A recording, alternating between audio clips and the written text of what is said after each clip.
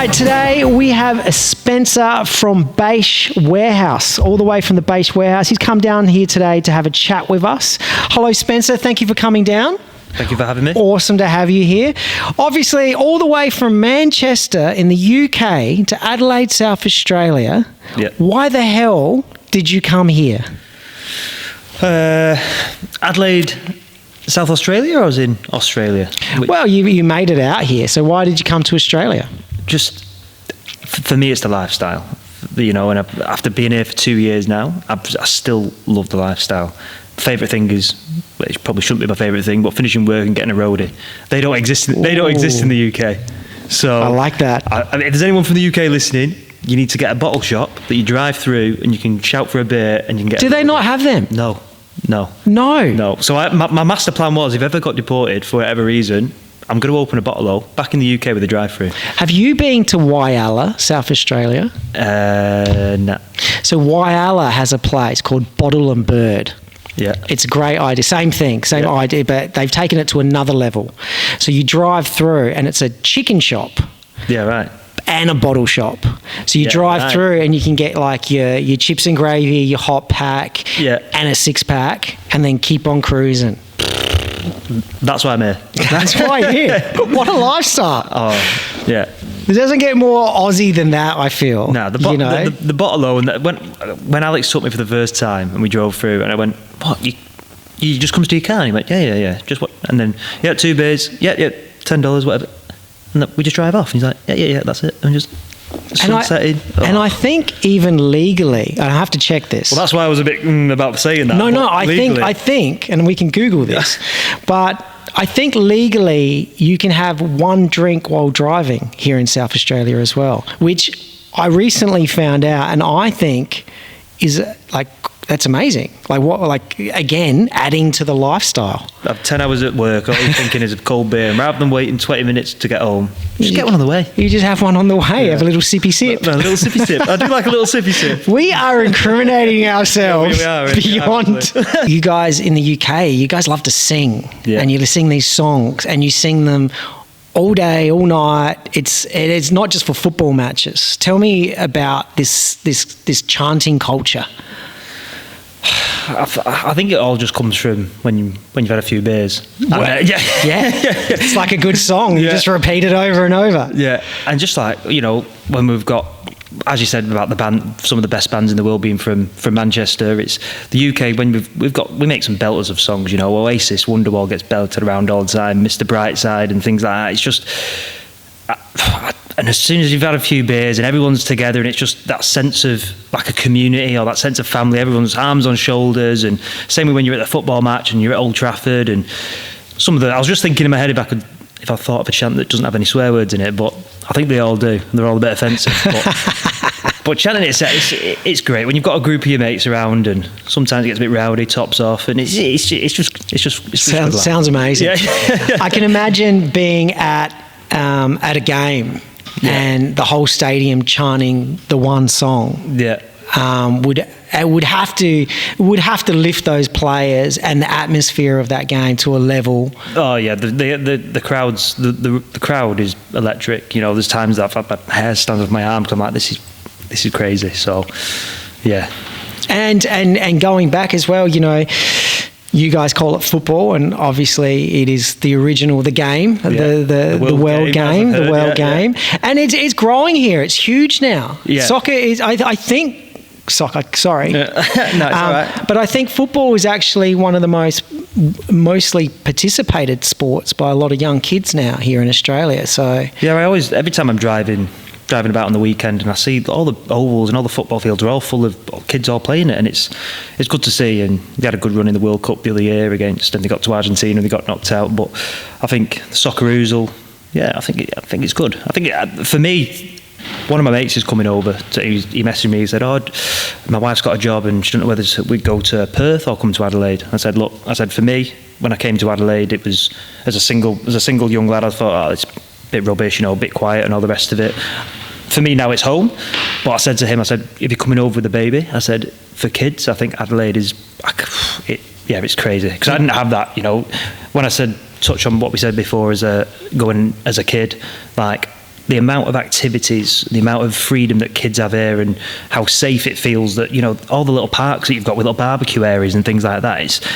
We didn't have that, you know. We have council estates and we just have rough areas, but here it just feels like everybody's a bit of a family, you know. You can go to these places and you can meet someone and have a barbecue with some random people and get talking to them, and kids just feel safe. For me, if I was to have a family, Adelaide is by far like up there. It's such a lovely place, and I've grown to really love it, you know. And everyone that I've met here has just took me on as part of the family, and I've been here 2 years now, and as much as I miss my mum and I miss my sister and I miss things going on at home, being here feels really homely. Really homely.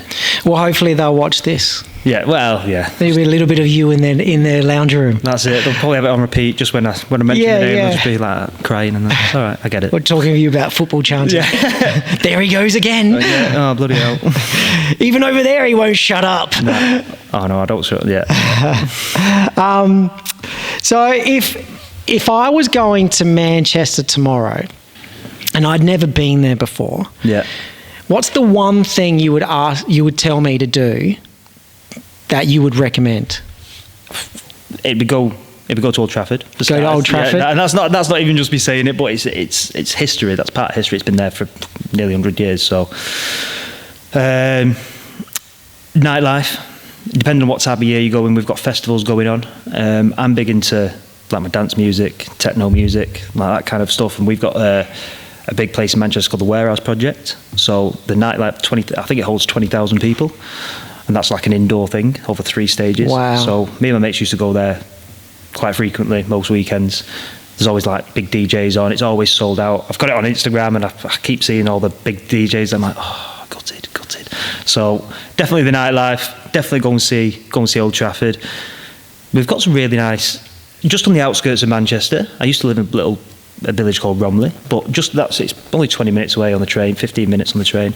But it's really nice countryside. You don't think it. You think Manchester is in the city, but just on the outskirts of Manchester, there's really nice pockets of really nice places. Like Hale is where all the football players live, so that's a really nice countryside. So if you wanted to come out to go on a bit of a drive, you've got a nice place you can do that. And then best thing about Manchester as well is you've got 45 minutes you can go to Liverpool, have a totally different night out. You know, an hour down south you've got Birmingham, totally different night out. So you've got so many places.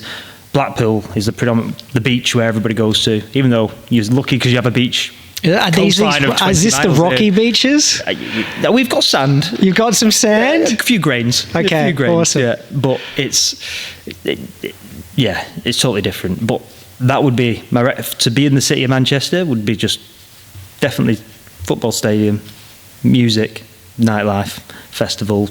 We have a big one called Park Life. Been to that a couple of times. Yeah, we're all about the party, I think. Sounds great. The more I talk about it, the more I realise, we're all about the party. Yeah, it's a party city. I like the sound of it. So no wonder you can't bring kids up there. Yeah. That's it.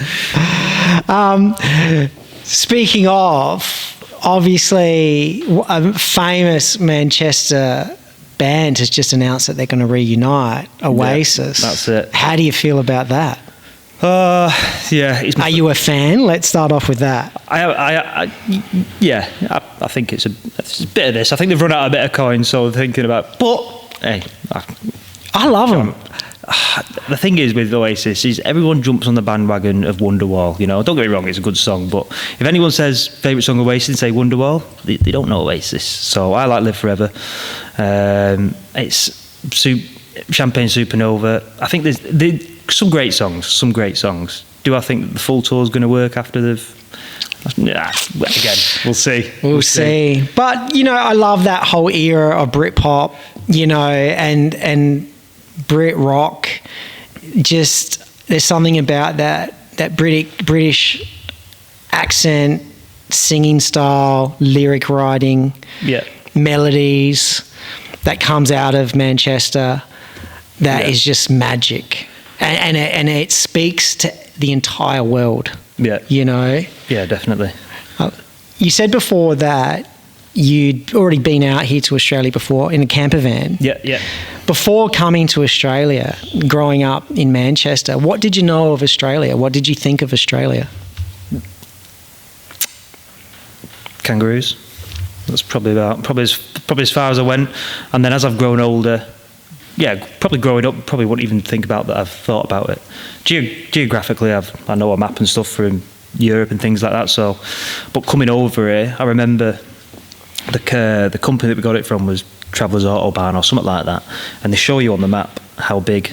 Like they go, oh, this is Australia, and then on the little clip it in the corner here was like they show you how big Australia actually is, and you can fit. This is the first time I've been here, and I only realised how big it was at this time. You could fit the whole of Europe inside Australia and still have room. And I was like, yeah, right, she's pretty big. She's pretty big. She's pretty big. Yeah. So yeah, I didn't know until I got here. I didn't realise the sheer size of Australia, and then travelling was great. And how did you find travelling in a van, like, and travelling through you obviously would have hit a lot of outback spots and stuff like that. Did you find that there was a cultural difference here in Australia as you moved around, much similar to the UK? Like you mentioned, in the UK, you can go to Liverpool and it's a different night out, and Blackpool, that's a different night out. And obviously there's a different culture as you move around that country. Yeah. Is it the same? Have you found the same here in Australia? Do you know, we just a bunch of bogans? Yeah. No. Hey, your words, not mine. But we picked it up in Melbourne, went out for a night out in Melbourne. That was great. For me, I'd always try and compare it to a city in the UK. So for me, Melbourne was like Manchester. It had a lot going on, but not as big as Sydney, which is what I'd class as London, the capital. My favourite place, and I said when I was here the first time that I'd go back to it to live until South Australia happened, was Brisbane. Love Brisbane. The weather was better, and even now I've got a weather app on my phone and I'm checking the Brisbane weather. Breaks me out when it's 4 degrees lows this next week, and up there it's 20s. Oh, it's coming, don't worry. No, I know. I can't wait. But yeah, I think we stuck to the coastline when we went. So we started off in, like I said, Melbourne, did the Great Ocean Road, and then from there we just followed the coastline all the way around. So we didn't really go into the outback as such. The only time I touched the outback was when I came over this time, and I got my first job as a beekeeper. So we went all the way up into Wenaring, up in just on the border of New South Wales and here. So that's the first time that I drove through the outback and really see the dirt roads and really seen like 2 shacks in the middle of nowhere and 1 pub and 3 locals. You know, that was the first time that I'd experienced the bogans. Yeah. And was it the Aussie experience you were thinking? That was it. Well, the camper, when we travelled in the camper van, that was like European travellers. Just that was that experience. But doing the beekeeping and going through the outback, and I think we saw an emu and saw what do you call it? Like a porcupine. What do you call those? Echidna.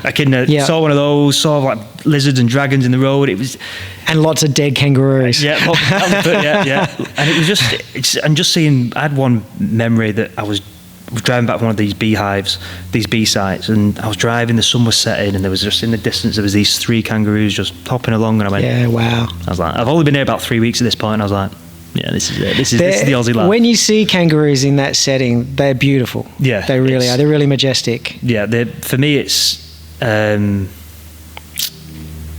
that's every time I see them, it reminds me that I'm here. Because sometimes you get caught up in work. Sometimes I go to work, I go home, I have some food, go to bed, kind of thing. And it's not until you see a kangaroo and I'm like, or you see the little signs at the side of the road, koala bear, and you're like, oh yeah, I'm in Australia, yeah. You forget sometimes because you get caught up with everything, but yeah, the kangaroos for me I know, I'm here. Yeah. You mentioned before you spent some time in the military. Yeah. Tell us about that. So, what part of the military did you join?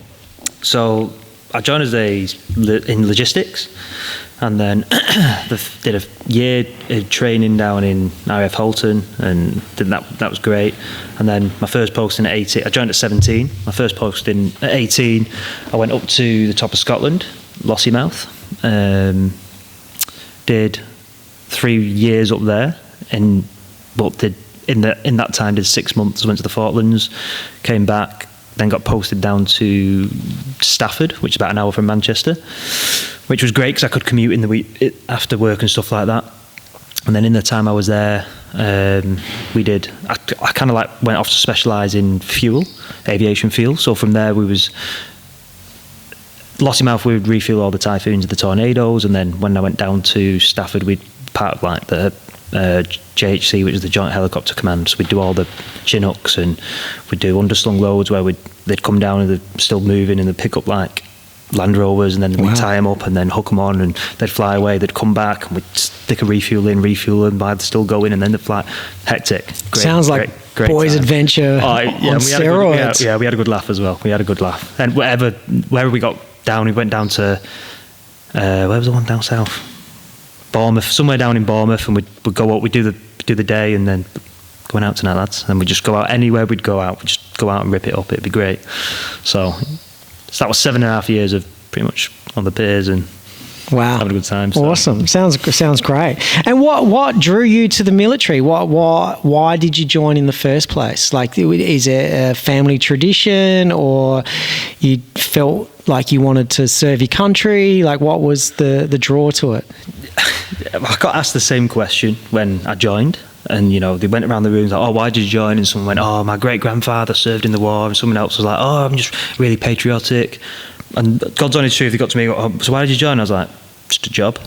Like, none of my family have got any ties to the military. None of my family have, like, even mentioned it. None of my family have even gone in it now. Like, it was just, at the time I went to college and left school, went to college, and I was like, this is just not for me. I felt like it was just school again and wearing just my own clothes. So did about 3 months doing that, and I was like, nah, this is not for me.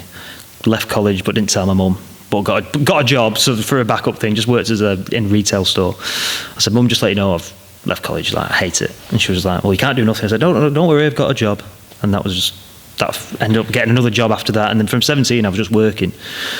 And then I was like, and I was just looking online, and I was like, I looked at the army first, the army of the infantry, because you could join under 18. And I said, oh, Mum, I'm going to join the army. She went, no, you're not. You're not joining the infantry, you're not. And I went, all right, okay. So I went back, reassessed, I found the RAF, and I was like, oh, Mum, what about this? And she went, still don't like the military, but yeah, if that's what you want to do, son. So she signed me off, and that was that. It was just, for me, it was just a job. And then from then it turned into, I've met some of the best lads that I still keep in contact now. And because you get that sense of camaraderie that I've never experienced anywhere, even with my own mates. You have different banter with them and different banter with my military mates, but how close you get, and we live on top of each other. When you go through training, you shared a 12-man room, and even going into when I got posted at Bache, you'd be in a corridor with 6, 7, 8 lads, and we'd all have our doors open and all just be shouting to each other like you are in uni, but getting paid for it as well as doing really cool stuff. So yeah, it was an experience that I just carried on with until the point that I did. At my 6-year point, I was like, nah, I need to think of something else and think about where I'm going and thinking. I've had some fun now. I'm growing a bit older. I want to find an actual career. So from there, I did an extra year and left and got a normal job in Civvy Street, and then did 2 years of Civvy Street, and then I was like, nah, this is still not it. And I think it was the country, hence why I'm now in Australia. And I'm like, well, in fruit and veg. Who thought it? Yeah. I don't think, it seems like a crazy road, but, when you get here, you're here. So speaking of fruit and veg, what were your expectations coming into this industry? Did you know anything about? Obviously, it was just a job. You needed a job. Yeah. But did you know what you were walking into? Did you have an idea of what the Paraka markets were and how this whole machine and industry and the system works of getting food from the farmer to the warehouse, sold to the suppliers onto someone's plate? Yeah. No, it was like as you touched on then. When I came over here, it was just, right, I need to get a job. It's in fruit and veg. I need to get my farm days up. Once I got to Bache Brothers, because I didn't have a car when I first got here. It was and I was living with my cousin for the first 2 months I got here, and it was walking distance. So I was like, oh, happy days. So I can walk to work, and it's round the corner. We'll just go with it. It's fruit and veg. And then I got there, and then I realised that because I didn't go to university, my pathway to get into my permanent residency eventually was going to be a bit difficult. So my first interview with Megan, I was like, just let you know I'm here to get sponsored. I said, if you can't sponsor me, then I don't want the job. And she was like, okay, well, we'll see what we can do. And then obviously I've worked hard and done all the rest of it, but going into it, it was just fruit and veg. That's it. I need to do that because that's part of my farm days. Not until starting with the business and meeting the family and just doing everything at the company, it's not until I've actually started taking a bit of passion in it. I take pride in my work and making sure that I want to learn everything about the business, and it's crazy because I never thought when I tell my mates back at home and they go, oh, are you still working in that warehouse in fruit and veg? I'm like, yeah, man, it's sick. Like, I love it. So it's interesting, isn't it? Like, I've learned a lot about it as from doing this, and it's not what I expected. It's very, there's a lot to it. And it's so fast paced, and it moves so quickly, and it's a lot of action going on. And it sounds like, you know, from your past, you like a fast paced environment. Yeah. That's when I talk about my life in a general, I like to leave it like a story, you know, like a story, Adrian. You know, in 10 years' time, what I tell the kids, like, I've done this, and this. So life's one big story, and what you make of it. But yeah, Bache is crazy. Like, in a good way, in the absolute best way. There's not enough hours in the day. Like, you know, I get into work some mornings at 4 o'clock in the morning because I know, like, I need to get in an hour earlier to do this and do that to catch up on this, and I'll finish at 2 o'clock in the afternoon. I'm like, I'll still leave stuff till the morning because I'm just like, nah, I'm tired now. That's it. That's tomorrow's job. But there's always something going on. I didn't think it was going to be that busy, but it's good because busy's good. Busy's good. Yeah. Makes the day go quicker as well. Exactly. What I add. So just going back to the military, because I find that really interesting as well, because I've never been in the military myself. Yeah, you like it? It's just drinking beers and whatever you want, really. Sounds great. I might join. But what were some of the most challenging but also rewarding moments that you have had in the military looking back? We did a few. My standout memory was we went to Belgium, Ypres, and they've got a parade called the Meningate, and since like 1940 something, so since the war, 80 odd years, they've not missed a day. From 8 o'clock every single day they do this, they play the last post, and that's been going even through the war. So it was going through World War II as well. As World War II was going on, they'd still keep up this. So we were part of that, whatever year it was, 2015, let's just say. So we flew over, we took our number ones, we did like a parade in there, and the Americans were over with us as well, and all, like, the whole of like Ypres' community all came to see the British and the Americans lay these reefs. And when they played the last post, you suited and booted, you come to attention, and they played the last post and lanes. And as that trumpet started, my hair's and it was just an unreal feeling.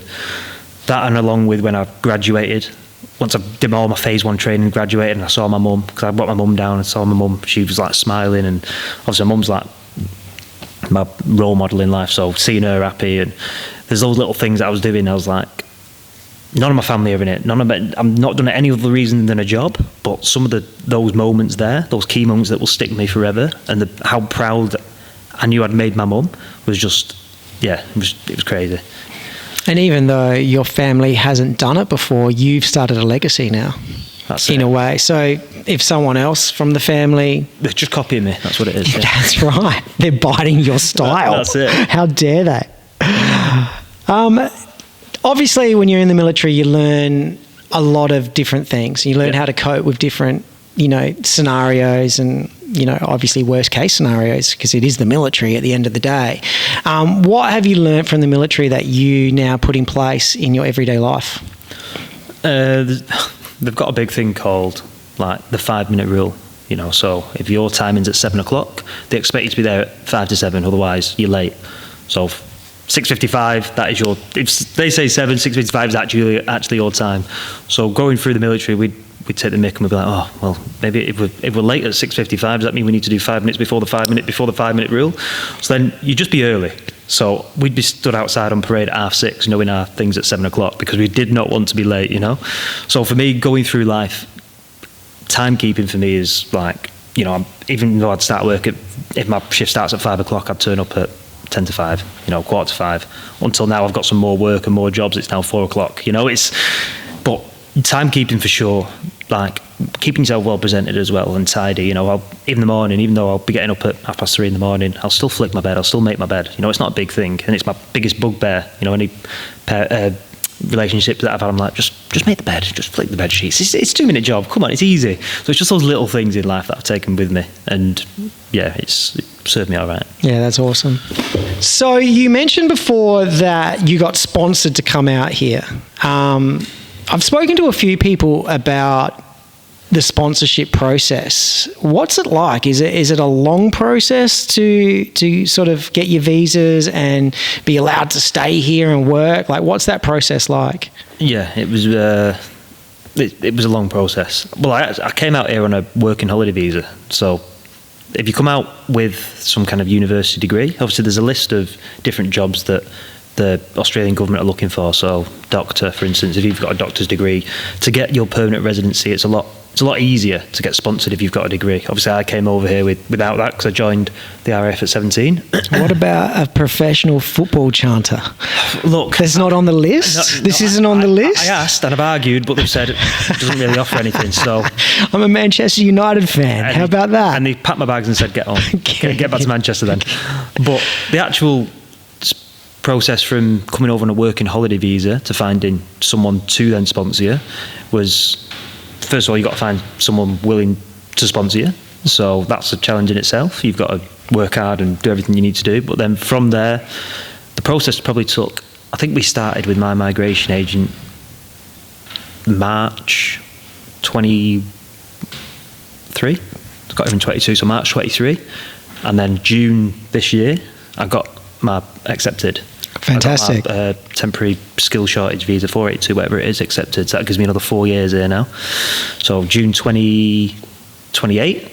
But then in that time, after 2 years with working with Bache for another 2 years, then I can apply for my PR then. So yeah, which is another however many thousands of bucks. But the whole process itself has been getting references from the being UK. From the UK, being from the mother country, that doesn't count for something. You can't just be like, by the way, guys, I'm from the mother country. Do you know what? The people that said that, another lad that worked there, Diego, he's a good mate of mine, he's Argentinian. He was like, oh, it must be easy for you. And I was like, apart from we don't have to do an English test, no, it's just as difficult. Still got to do all our police clearances, still got to do get all my references from the UK, still got to get all my stuff together for it.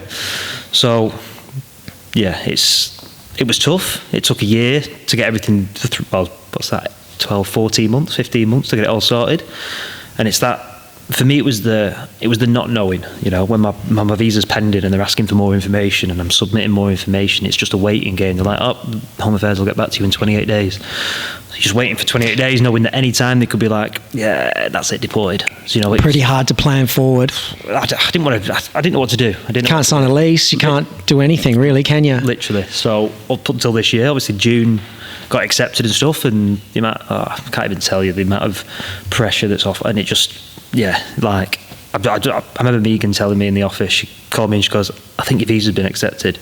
And it was just a notification. I was like, let's not get excited, let's just wait. And then we went in, had a coffee, came back into the office, and in that 2 minutes, my actual visa came through. And I just broke down to the floor crying. I was just like, it was the emotion, because the amount of stuff that I've been through in that 14 months, and knowing that I've put so much effort and work in to get to where I was, to one day just, because as quick as it was accepted, it could have quite easily as quick as been denied. And that would have been, I can't remember how many days it is, 30 days, 60 days to leave the country. And everything that I worked for would have just been taken away from me, and I would have been absolutely gutted. So knowing that I don't have that over my head now, I can just really start to enjoy. And I've just moved into my own little place in Peterhead. So I've got my little 1-bedroom place now, right near the beach. So visa's accepted, got my own little place, summer's around the corner. You're going to have a good summer, my friend.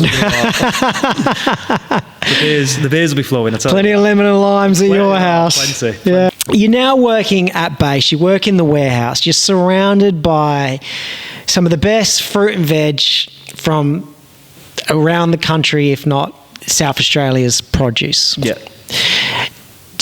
Coming from the UK, do you find a difference in the quality of the produce that's being produced here to different parts of the world? Definitely. My mum asked me that the other day, because we've got blueberries in at the moment. She goes, because she was having blueberries for breakfast. She went, oh, what are they like over there? I said, super sweet. And even though everything, I remember the first time I tried a mango, Alex was like, oh, have you ever tried a mango? I went, of course I've tried a mango. I've not lived in a cave. I live in the UK, mate. Anyway, he went, no, you've not tried one. Anyway, I tried this KP, and I was like, oh my God. It was just, that sweetness. Everything's just sweeter and fresher. And maybe because we're getting it 2 days after harvest, and we're really tasting it at the warehouse. by the time it gets into store and it's been through everything it's been through, it's probably a couple of weeks old at that point when I've ever tasted fruit and veg. So to taste it here at the source, like fresh, it's totally different. But even when it gets into store, like buying stuff from like Coles and I was going to say Tesco then, but that's a UK store. Buying stuff from Coles and buying stuff from Woolies, it still has that sweeter taste. Like all of it is, all of the fruit is. Well, maybe that's just it's been 2 years and I've not tried the old fruit back at home and I'm just used to this now. Maybe. Everyone's going to hate you at home. Our food's good too. No, it's not. About takeaways. Takeaways are good.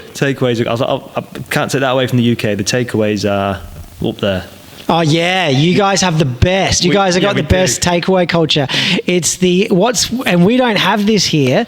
Curry on chips. Yeah. That's a massive thing, isn't it? Yeah, chips and curry. Chips and curry. It's great. So it's like English and Indian fused together. Chips and gravy is the big one though. That's the big one. Yeah, there's a divide somewhere in the middle of the country. There's a divide. Like Northerners have chips and gravy.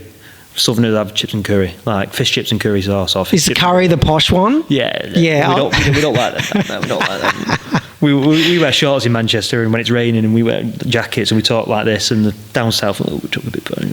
So. And do you eat chips and gravy and chips and curry with a fork or with your fingers?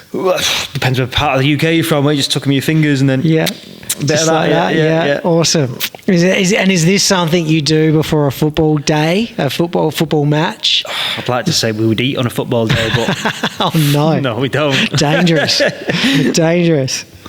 Now that you've worked within this industry and you've got an insight into this industry, if you had to explain and give an insight to people, because looking in, it's like, well, it's just fruit and vegetables. What's there to know? How would you explain it to them now that you've lived and breathed it?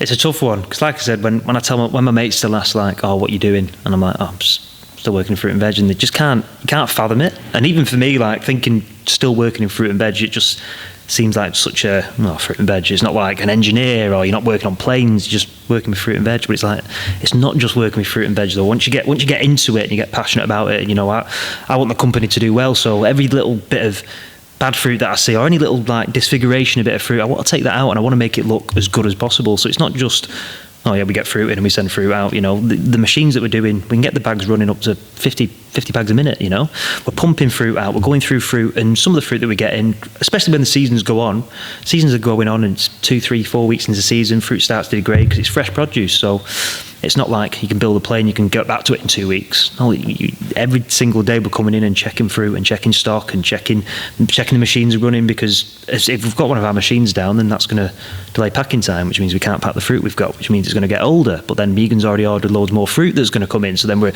bombarded with loads of fruit and the cool rooms are getting full, and then you start stressing. And then if Aldi and that are not taking orders, then you're like, oh God, what are we going to do with this? And then it's like, so there's a lot that's why there's a lot going on. And it's a real I find that it's a really high risk, high reward sort of industry. Yeah. Like it's almost like gambling. You have to, really like put your money behind this produce and hope that someone buys it, and that people, the customers are going to buy it, and the people on the street are going to want it, and there's going to be a demand for it, because it's a matter of time. As soon as that comes in, the time that clock's ticking, and now it's got to get into someone's plate. And the process to get it from getting it into the warehouse to then obviously all the guys at the market doing all their sales, they've got to sell in. If things are not selling, like you said, it's day by day. This fruit's getting predominantly worse and worse and worse. So it's very quick, high turnaround of fruit, and then and that's what I said. Days are getting busier, and Bache is growing as a company, so we're getting more work, we're getting more business, we're getting days longer, and it's good. It's exciting. It's exciting seeing it come from, even in the 2 years I've been there, seeing what it was when I first got there to seeing what it is now, and seeing the potential of where it's going to be going, because we've got some cool rooms being built, and Megan's think about doing some other ideas with some of the flow wrap lines and stuff. So to see where it's gone from and going to is exciting, because it's just fruit and veg, but it's not just fruit and veg. And I imagine you'll be very much part of it as well, which is awesome. Let's jump in. Let's hypothetically say I have a time machine. All right. Yeah. Okay, you're going to jump in my time machine. We're going to go find you before you came to Australia. Yeah. What would you tell Spencer right before he comes to move out to Australia to live? What would be the piece of advice you would give him looking back? Oh. G'day, Spence. Yeah. Good. Yeah. Yeah. I think that's on the citizenship test. You've got to say good day. Got to say good day. Get signed off then. I don't know. Because I have just, since coming here, I've come with the mindset knowing that I need to work hard. You know, I need to just put everything I do into every little thing. And now it's kind of changed me as a person who I am today, and I feel that in myself. I feel better. You know, I've done this job now for 2 years next month in October, and I still love it. I'm still passionate about it. I've not really given up. You have those crap days where you can't be bothered to do things and whatever, you feel a bit down, but predominantly over the 2 years it's like the best headspace and the best physical that I've ever been in. You know, I've been up, and everyone has their ups and downs, but 2 years being a job and still I'm now be even more passionate about it than I was on day one. You know, it's hard for me to say, oh, what would I tell myself back then?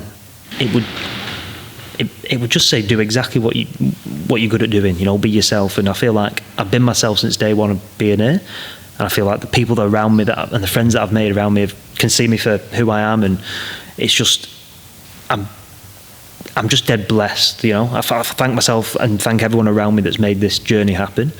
So if I was to tell myself, I'd be like, just keep being you, our kid. Just keep doing you. Just keep smiling, keep working hard, and just do what you do best. It's just make for everywhere I've been, I've made friends. You know, it's being in the military probably helped with that. You know, I've had to, at 17 years old, move up to Scotland and not know anyone, and then I'd go to a different camp and I wouldn't know anyone. So I've had to adapt, and I've had to make changes quickly in my life wherever I've been.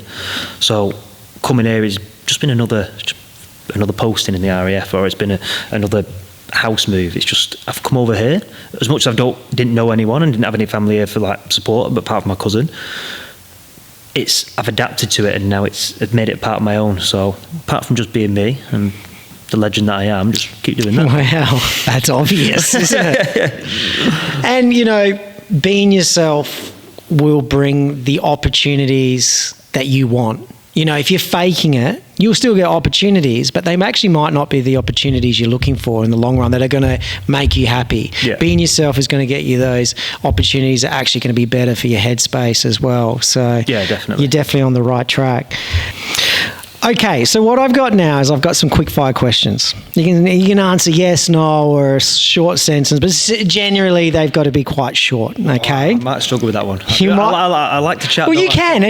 All right, we'll see how we go. We'll see how we go. So I'm just going to go through. You know, some of them will be quite simple. Some you can elaborate on. All right. Okay, so here we go. Question number 1: which is better, Aussie rules or football? Football. Beach life or city life? Beach life. Beach life. Do you miss the rain in Manchester? Absolutely not. Don't even continue that question. No, I do not. No. Does it rain continuously? Continuously. Get the Manchester weather app up. Get the weather up. Get it on Manchester. You'll just see cloud. And then maybe every 10 days, sunshine. And then rain, cloudy, sunshine. No. So no tans in Manchester? No tan. That's why I'm here. Beach life. That's it. What's harder, adjusting to military life or moving to Australia? Oh,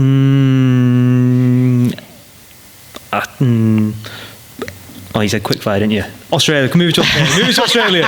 Only because I've not got my mum and my sister here. It's with the time difference and stuff, it's quite tough. You know, At the moment it's like 9.5 hours, but when it gets to the 8.5 hours now. When it gets to 10.5 hours and it's a full 12 hours, when I finish work, then I ring my mum in the morning on the way to work at 4 a.m, and they're just going to bed. Like, I just managed to see my little sister before they're going to sleep, and that's it. I get half an hour and then I'm at work. Yeah. Because then when I get home from work, it's their early hours of the morning, so they're not up. And by the time they get up, unless I'm staying up late, because I'm getting up early, I've got to either stay up late if I want to get a FaceTime in.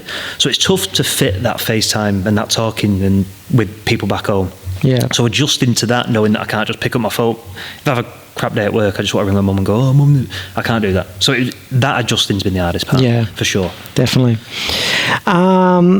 Have you tried Vegemite, and what do you honestly think about it? Yeah, I have tried Vegemite, and I think I've had a bad experience of it in the sense of when I was a beekeeper, I went up to the farm, and Owen, who was the beekeeper with me, it was his parents' farm, and he was like, "Have you tried Vegemite?" I was like, "No, never." And he went, so he put it on a spoon. Yeah, exactly. And he was like, "I'll just try it." And his mum and dad were like, "No, Owen." And I was like, "No, it's all right. It's only Vegemite." So I had a spoonful of Vegemite, and now I've just it doesn't taste that good. So I literally had it. I was like, and then that was it. So Johnny had a bad experience. He ruined it for you. He ruined it for me. I mean, did he? Did he? Was it bad anyway? I love it. Now that you've got to know South Australia, what's your favourite spot? Oh, I mean, the beach. The best thing is you've got a beach that goes 20 kilometres down, But I think for me, because it's so close here and it's accessible and it's right on the doorstep, it's Tennyson Beach. Tennyson, it's beautiful. It's quiet, You go to Semaphore, it's busy. You go to Henley, it's busy. You go to even Grange, there's a bit going on because you've got the surf club and the jetty. That Tennyson just there, that little spot there is just quiet. So yeah, Tennyson Beach, and there's some of the sun. I can't even. I take some pictures and stuff and put it on my Instagram and that of the sunsets in here, but you cannot, unless you see it. Pictures don't do some things justice, and the sunsets in South Australia, you can't picture how good that is to see that. And for someone that lives in a city that's built up by skyscrapers and built up by hills, you don't get to appreciate. You see the sun setting over some clouds, crap. You see the sun setting here when you're on the beach, just over the landscape, flat, different colours in the sky. For someone from England to see that, to experience that, and that's not even a holiday, that's now my life, and that's why I'm so blessed. Like I say, I'm blessed every single day, because when days like this, it's every single day. It might be cold, but summer for me, I'm not used to it. So, and tonight probably go down to the beach, have a beer. It's just great lifestyle. Oh, don't. It's that's why I'm here. That's why you're here. That's why you're making the sacrifices. Yeah, that's it. That's right. All right. English or Australian beer? Well, English beer. We don't really have. We have Carling, but the rest. We don't have much either. I don't mind the Coopers though. Coopers is all right. It's my favourite. Yeah, and it's next to work as well. So on a Friday, I'm like, right, gang, straight to the Coopers. That's it. So I don't mind Coopers. Coopers is all right. And I brought out a Coopers Lager now. Yeah. In the turquoise can. That's the one. That's the one. That's the one. Highly recommended. Yeah. Have you ever pretended to know more about Aussie rules than you actually do? To make conversation. Do you know what, right? With a fellow Aussie. This year, I've really got into it. Like, when your first question was like Aussie rules or football, obviously it's always going to be football, but this year I've really got into Aussie rules, and I've learned a lot about it, to the point that I kind of want to sign on for a team next season, just because I'm a bit of a wind-up, so I'd love to just play the game and wind up some Aussies saying I'm better than your own sport. So that's the idea behind it, but I've learned a lot about it watching all the games, so I'm big into it.